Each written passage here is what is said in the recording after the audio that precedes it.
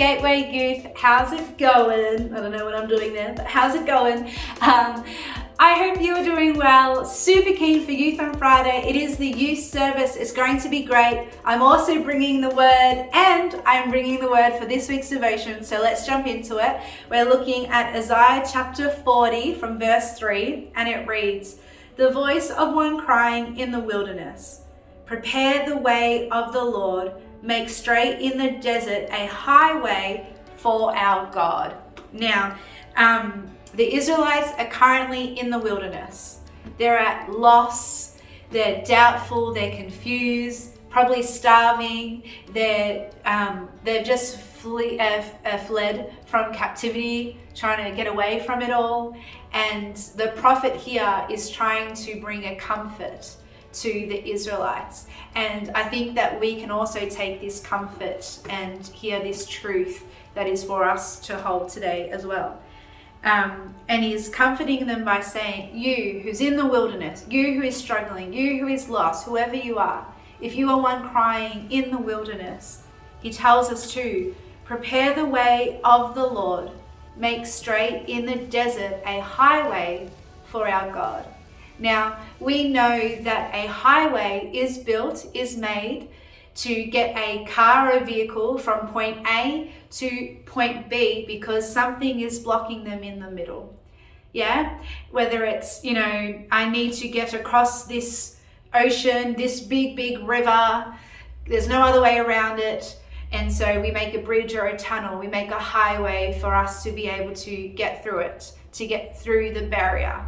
And here we are being told to make room for God, to make a highway for God to be able to intervene and help us to get us out of that captivity. And I think so often, we cry out to God, but I think it's more kind of us crying out to ourselves, woe me, why God are you doing this? Where are you? You've left me. You know what I mean? We're not actually crying out to God, whereas this is telling us that we actually need to do something. We need to go to him. And I think that thing is making room for him to do something. For us to go to him genuinely, crying out in our despair. We're really struggling, God. I need you. What do you need me to do for you to make me a highway to get through this? And later on in verse 40, it actually says that his arm shall rule for him. Behold, his reward is with him, and his work before him. He, God, will feed his flock like a shepherd.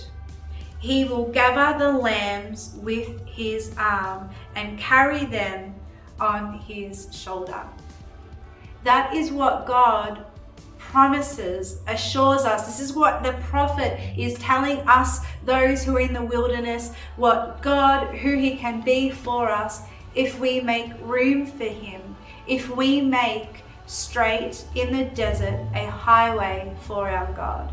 And so guys, even for me, recently I've been struggling. I've felt like I've been in the wilderness. I've been saying, woe me, life's too hard. Okay, God, do something. And nothing's really happened, but it's just been me crying to myself, let's be honest. But I've just been encouraged through this scripture to actually make room for him, to make a highway and let him make my path straight, to let the shepherd feed me. And today he really has, and he can for you too. But we actually need to do something. We need to prepare a way for him and know that he will feed you. He will carry you in his arms and get you to point B, get you through the wilderness into the land of milk and honey.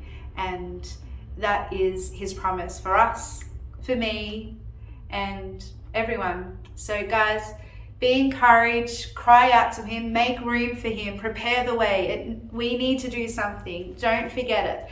And yeah, have fun in the land of milk and honey, and we'll see you soon. All right, bye.